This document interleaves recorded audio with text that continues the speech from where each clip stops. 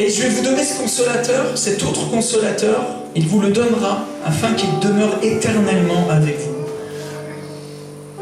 L'Esprit de vérité, que le monde ne peut recevoir, parce qu'il ne le voit point et ne le connaît point. Mais vous le connaissez, car il demeure avec vous, et il sera en vous. Je ne vous laisserai pas orphelin. Je viendrai à vous. Écoute cette parole. Encore un peu de temps, et le monde ne me verra plus, mais vous me verrez. Car je vis, et vous vivrez aussi. Depuis quelque temps, le Seigneur me conduit à parler de la personne du Saint-Esprit. Et depuis que j'ai commencé à enseigner sur Facebook aussi, depuis que je parle de la personne du Saint-Esprit, l'atmosphère a complètement changé dans ma vie spirituelle, mais aussi le niveau de persécution. C'est très bizarre. Comme par hasard, depuis que je commence à révéler la personne du Saint-Esprit et la démontrer avec puissance, les éléments se déchaînent autour. Vous savez pourquoi? Écoutez-moi bien. Le diable n'est pas dérangé par la religion. Il habite la religion. Il était dans des synagogues, le diable. Mais quand Jésus de Nazareth, le Fils du Dieu vivant, revêtu de la pleine puissance de Dieu, est entré dans une synagogue, la première chose qu'il a fait, il a mis le diable dehors. Le Messie, loin de l'Éternel, donc n'est pas là pour servir une religion, mais il est là pour la gloire du Père. Il fait les œuvres du Père. Ne croyez pas en lui s'il ne fait pas ses œuvres. Comment Jésus a pu parler de cette façon-là? Parce qu'il y avait quelque chose dans sa vie. Il y avait une dimension, il y avait une stature, il y avait une réalité, il y avait un poids. C'était bien plus que de l'autorité, c'était bien plus qu'une identité. Il y avait l'onction sur Jésus. Il y avait une telle atmosphère qui entourait cette personne que les gens même voulaient le toucher. Les démons se prosternaient devant lui. Il y avait tellement la gloire de Dieu sur Jésus de Nazareth qu'on touchait ses vêtements et on était guéri. Et cette présence de Dieu, cette épaisseur de la présence de l'onction du Saint-Esprit qui était sur Jésus bien-aimé, elle est descendue sur les apôtres. C'est au point qu'il y avait tellement la puissance de Dieu sur ces hommes-là qu'on allait chipper les mouchoirs des ministères. Et avec ces mouchoirs, on guérissait les malades, on chassait les démons. C'est pas vrai? C'est pas dans la Bible? Il est dit qu'il y avait tellement la présence de Dieu sur les apôtres que même on cherchait l'ombre de Pierre. Que si l'ombre touchait un malade, le malade était guéri. Allô? C'est d'idolâtrer ça. Ils étaient en train d'idolâtrer les Pierre et les Jacques. Et on ne supporte pas quand il y a tellement l'onction sur un homme de Dieu, il y a tellement la présence de Dieu, vous savez, les gens ils sont en train de courir après. Oh, ils sont en train de courir après. Mais ils sont en train de courir après un homme. Mais ils sont en train de courir après ce qu'il y a dans cet homme. Parce que l'Église a besoin de la tête. L'Église, la vraie épouse, elle est en train de chercher la tête. Alléluia. Et les ministères ont été donnés au corps de façon à ce qui est dans le corps, afin que ce qui est dans les ministères soit donné au corps. C'est-à-dire que tout ce que vous voyez dans les grands ministères, ce qu'on appelle des grands... Il n'y a pas de grands ministères en fait. Il y a des petits hommes et un grand Dieu. Et parmi tous ces petits hommes, il y en a qui ont compris que c'est un grand Dieu. On fait une expérience, on percée quelque part, et la percée qu'ils ont eue, elle nous appartient à chacun d'entre nous, car nous sommes un seul corps. Dites Amen. Amen. Donc nous ne devrions pas critiquer les ministères qu'on voit, qui sont dans une dimension qu'on ne comprend pas forcément. Imaginez maintenant, attendez, mais je souhaite que Dieu le fasse, juste pour me marrer, qu'il commence à y avoir des langues qui apparaissent au-dessus de ma tête. Et que ça soit filmé, qu'on balance ça sur internet, je vous promets que je le fais. Ah bah oui. Amen. Des langues, comme des langues de feu. Ah, c'est pas de Dieu. Dieu fait ce qu'il veut. Exactement. Est-ce que vous êtes prêts à être, j'allais dire, bousculés par le Saint-Esprit? Mais là, on est dans les gentlemen. Je préférerais plutôt dire, est-ce que vous êtes prêts à être renversés? Vous savez, ce signe, certains ministères font un geste et les gens tombent par terre. C'est juste un signe, c'est une prophétie. C'est laissez-vous renverser par la puissance du Saint-Esprit. Laissez Dieu vous renverser.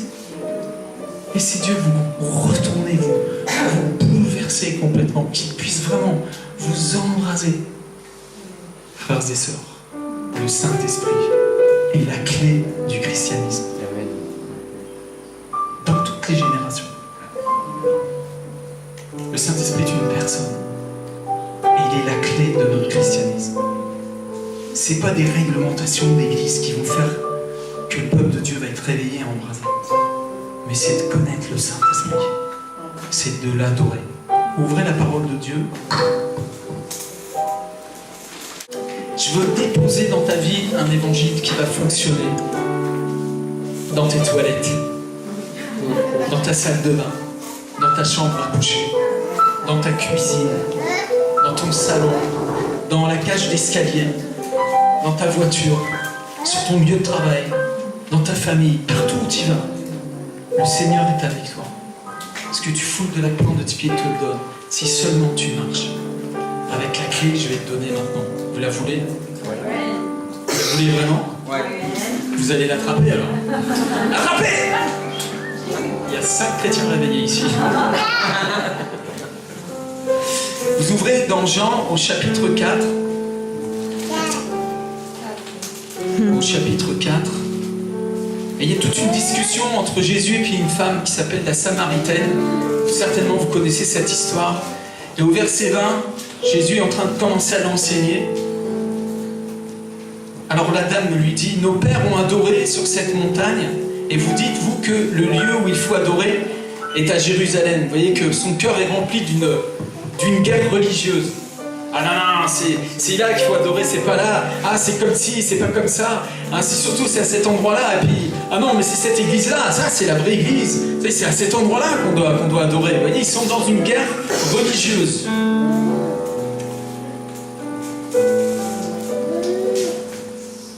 Femme, lui dit Jésus, crois-moi, l'heure vient où ce ne sera ni sur cette montagne, ni à Jérusalem que vous adorerez le Père.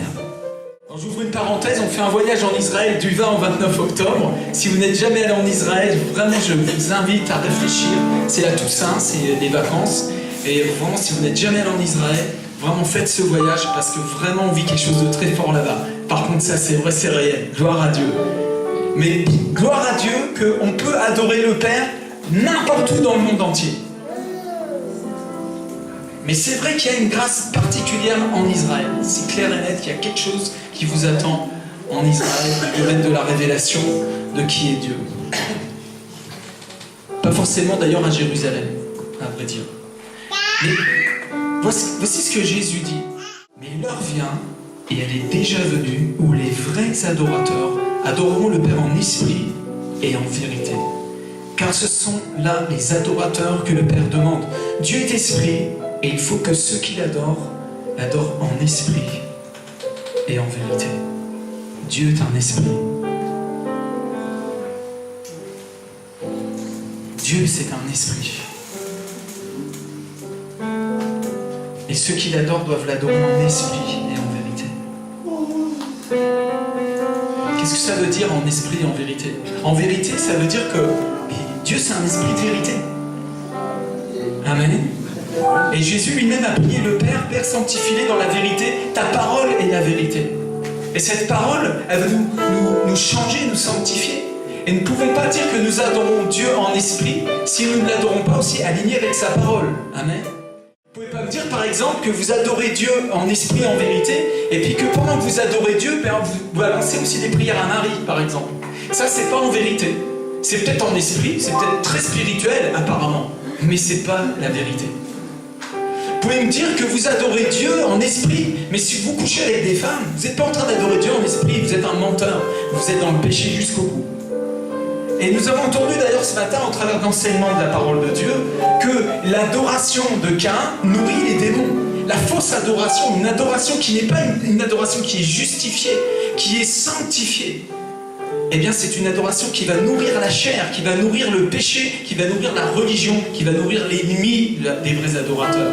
Alors, je suppose que nous pouvons prendre en considération qu'il y a deux adorateurs en nous. Il y en a un vrai, puis il y en a un faux, quoi.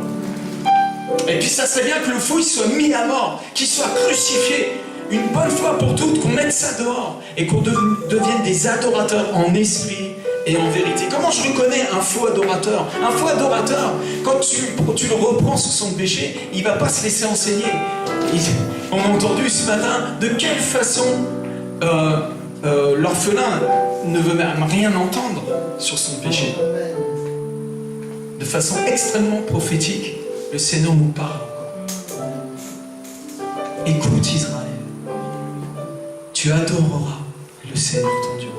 Nous devons adorer en esprit et en vérité. La Bible dit que tous sont péchés et sont privés de la gloire de Dieu. Nous venons tous avec nos histoires et nous voulons l'adorer en esprit, mais nous voulons aussi l'adorer en vérité. Je ne sais pas jusqu'où vous voulez aller avec ce Dieu-là. Moi, je veux aller à fond, la caisse, à 100%. Je veux tout donner, je veux tout recevoir. Je veux tout recevoir. Tu connais ce chant? Je veux tout recevoir, tout de l'éternel. Je veux tout recevoir, tout de Jésus.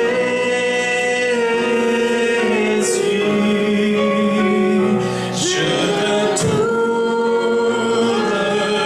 recevoir, tout de l'éternel.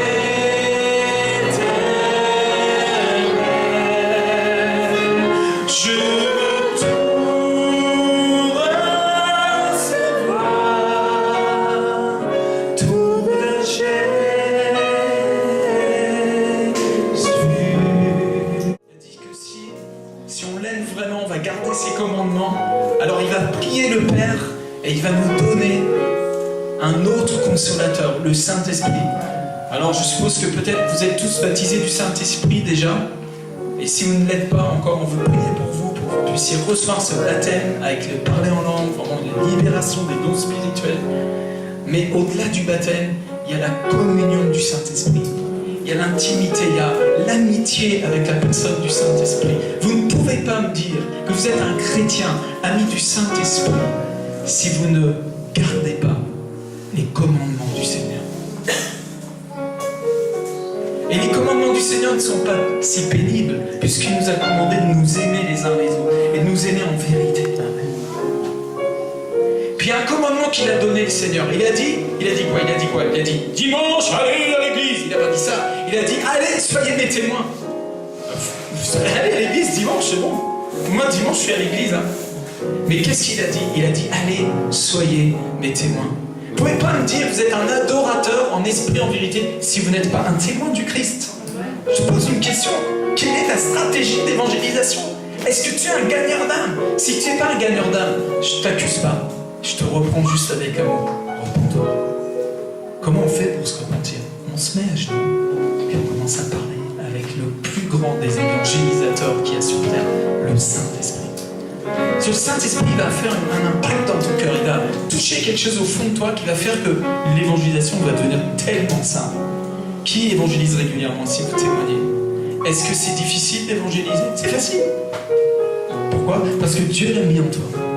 Et ceux qui ne l'ont pas reçu, vous accusez pas bêtement devant Dieu, simplement recevez un feu nouveau. Vous ne pouvez pas me dire que vous êtes des adorateurs en esprit et en vérité. Si vous ne pratiquez pas les commandements que le Seigneur nous a donnés, il nous a commandé de prier pour les malades. Est-ce que tu pries pour les malades? Pries-tu pour les malades?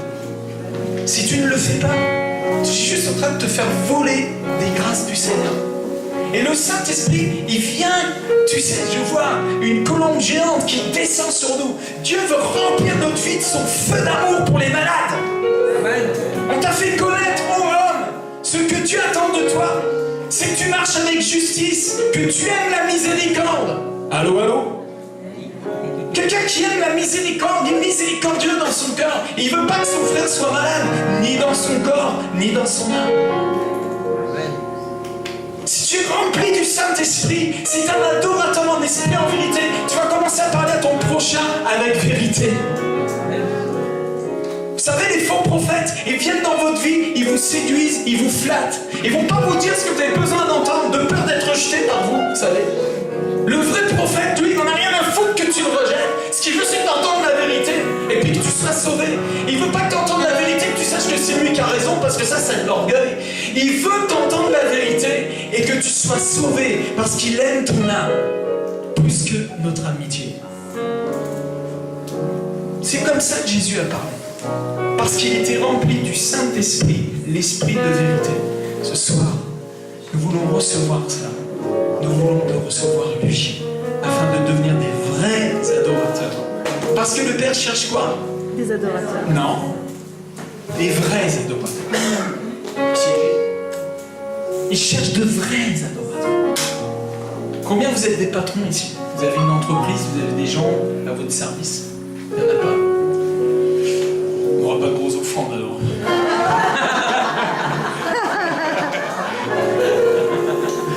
C'est une blague, hein, c'est de l'humour, c'est pour rigoler. Vous savez, des fois, les plus grosses offrandes, elles viennent des petites personnes, t'imagines même pas, tu sais. Alors, faut pas... Hein? C'est vrai. Souvent, d'ailleurs. Mais là où je voulais en venir, c'est quand t'es patron, tu sais, faut que la boîte, elle marche. Parce que si tu démarres une entreprise, c'est pas pour faire banqueroute, c'est pour prospérer. Oh, j'ai dit un gros mot, pardon, excusez-moi. L'entreprise doit prospérer, doit grandir. Donc les éléments qui sont positifs là, qui sont de bonne volonté, qui ont bon cœur, qui sont loyaux, qui sont à l'heure, qui font bien leur travail, ces gens-là, tu vas si t'es un bon patron, si t'es intelligent bien sûr, mais si t'es un fou avec une hache qui fait un tronçon de la cale, il faut surtout pas honorer ces gens-là. Honore plutôt les voleurs, les feignants, ceux qui arrivent toujours en retard, qui ont une grande bouche pour les syndicats, ceux-là tu peux les honorer, et puis ta boîte elle va couler. Est-ce que vous avez compris ce que je suis en train de vous dire? Vous me suivez? Le patron, il cherche des gens qui ont bon cœur, qui sont selon son cœur, qui ont la vision d'entreprise. C'est pareil pour les pasteurs. Les pasteurs ne cherchent pas des brebis galeuses, des gens qui vont les mordre, qui vont leur planter des couteaux dans le dos. Non, non. Ils cherchent des gens qui ont bon cœur, qui ont compris la vision, qui vont porter la vision. C'est normal, c'est bon? Amen. Dans les foyers, c'est pareil. Vous êtes père de famille, vous êtes mère de famille, vous avez des enfants. Vous aimeriez bien que les enfants, spontanément, fassent la vaisselle, fassent un peu le ménage. Vous n'avez pas besoin de tout le temps demander. Puis quand vous demandez, en plus, on vous envoie de la soupe à la grimace. Je vois qu'il y en a qui se marrent. Il y a du vécu, là. Intimement. Mais Dieu est pareil. Il cherche quelqu'un. Il cherche quelqu'un sur la brèche, il cherche un adorateur, parce que l'adoration est un véritable combat spirituel. Vous voulez être dans le combat spirituel? Vous voulez faire de la bagarre là, du combat spirituel? Commencez à adorer Dieu en esprit et en vérité. Soyez un vrai adorateur. Et là, il n'y a pas des... C'est pas une communauté, là. Je m'adresse à chaque individu. Là, c'est en tant qu'individu, quel est mon choix ce soir? Je vais devenir un adorateur. Amen. J'entre à l'école de l'adoration avec le Saint-Esprit. Amen. Alors maintenant, je vous pose une question. Peut-être vous l'avez jamais entendu, peut-être vous l'avez déjà entendu, pour ceux qui le connaissent. Doit-on adorer le Saint-Esprit? C'est une question explosive. J'ai balancé ça sur Actu Chrétienne. J'ai fait le buzz. On est arrivé presque à 1000 commentaires. Tellement j'ai remué la cocotte minute.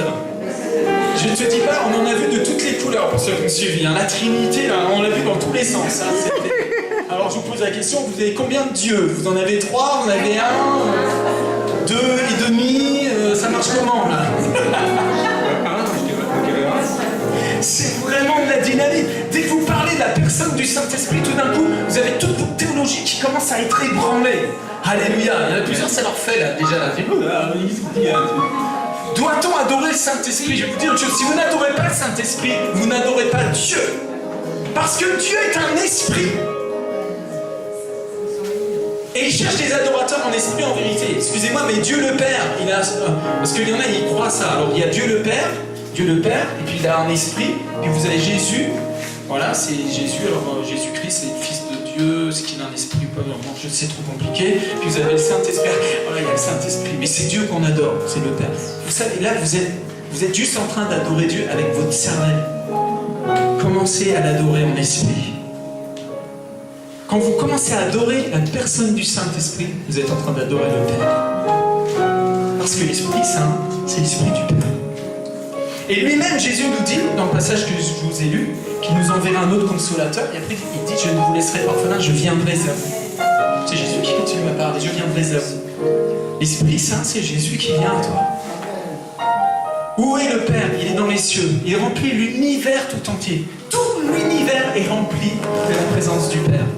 Que vous le sachiez ou non, que vous en ayez conscience ou pas, il est présent. Il est le même hier, aujourd'hui, éternellement. Il est le Dieu Tout-Puissant. Il est le Créateur. Et il s'est fait chair par sa parole, son Verbe, le Fils éternel. Voilà ça, qui chauffe à fond la caisse. Et Dieu s'est fait homme, et Dieu était en Christ, réconciliant le monde avec lui-même. Et je peux vous dire une chose, c'est que vous ne ferez aucune véritable expérience avec la personne du Saint-Esprit sans passer par la croix. Que vous le... C'est pas juste une doctrine, là. Il y a des gens qui croient que Jésus est mort sur la croix. Oh, même les démons, ils savent que Jésus est mort sur la croix. Ça fait rien, ça. C'est passer par la croix, le chemin de la croix. Vous ne pouvez pas entrer dans cet endroit, le lieu très saint, sans passer par la voie qui nous a été ouverte par le sang de l'agneau. Qui es-tu pour passer le chemin du sang sans toi être crucifié dans ta chair? Il y a quelque chose qui doit mourir. C'est pour ça que les gens n'aiment pas trop le mouvement de la gloire. Parce que le mouvement de la gloire, quand la gloire vient, excusez-moi, la gloire de Dieu est plus dangereuse que le diable. La gloire de Dieu qui a ressuscité Dorcas est la même qui a frappé Ananias et Saphira. C'est la même gloire. C'est pourquoi quand nous allons commencer à entrer dans l'adoration du Saint-Esprit, je vous prie vraiment d'avoir toute la révérence à son égard. Ne lui mentez pas. N'ayez pas un comportement odieux ou déplacé à son égard. Mais soyez plein de révérence et tombez amoureux. Parce que Dieu est amour. Et celui qui arrive dans l'amour, qui arrive dans cette dimension de l'amour, il arrive à maturité. Et il chasse la peur. On n'a plus besoin d'avoir peur de Dieu quand on est, comme ils disent les Canadiens, en amour avec lui. Il est la clé du christianisme. Ton christianisme dépend de ta relation avec la personne du Saint-Esprit. Je suis content que tu aies accepté Jésus comme ton sauveur personnel. Et tu es né de nouveau le jour où tu as confessé le nom de Jésus. Gloire à Dieu. Mais si tu ne connais pas la personne du Saint-Esprit, s'il ne remplit pas ta vie tout entière, de la révélation, de la bonté de Dieu, je ne vous laisserai pas orphelins. Ça veut dire quoi? C'est-à-dire que le Saint-Esprit vient attester à notre esprit que nous sommes enfants de Dieu, héritiers de Dieu, co-héritiers avec Christ. C'est-à-dire qu'on est assis avec les rois, avec le roi des rois, assis dans les lieux célestes, avec une telle compréhension, une telle conscience de la royauté qui nous a donnée. Amen. Amen. Mais on passe par la croix, par la repentance. Je crois que ce qui nous circoncile le plus le cœur, en fait, c'est l'amour même de Dieu, qui est tellement pur, tellement saint, tellement... C'est le jardin d'Éden, c'est le retour à la maison. C'est un vrai miracle. C'est le don de Dieu. Recevons le don de Dieu ensemble ce soir. Dans quelques instants, on va mettre en pratique cette parole. Et je ne sais pas ce qui va se passer. On va laisser le Saint-Esprit agir dans les vies. Mais laissez-le agir comme il est Dieu. Amen. La Bible dit que le Seigneur, c'est l'Esprit. Et là où l'Esprit du Seigneur est la liberté, il fait ce qu'il veut, oui. Amen. Fermez vos yeux. Saint-Esprit, Saint-Esprit agit.